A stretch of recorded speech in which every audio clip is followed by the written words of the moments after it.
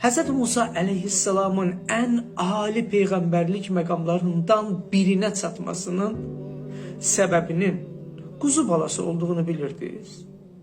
Onun həmin quzu ilə olan rəftarı. Bir gün Hz. Musa'nın çobanlıq elədiyi sürüdən bir quzu qaçır. Qoyunları Hz. Şüeybin qızlarına tapşırır. Özü isə səhərdən axşamacan həmin quzunu axtarır.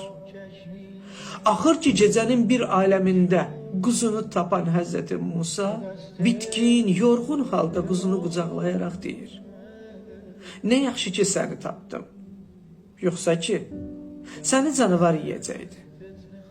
Allah Teala da məhz Hz. Musa'nın sırf əmanətə xəyanət etməməsi, görməzdən gəlməməsi üçün deyil, quzuya qarşı ürək yandırması, onu düşünməsi, onu nazlaması və onunla çox mehriban davranmasına görə onun peyğəmbərlik məqamını ucaldır.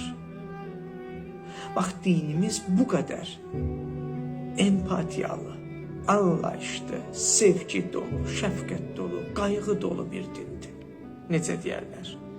Rəhm elə ki, rəhm olunsun. Oldu mu?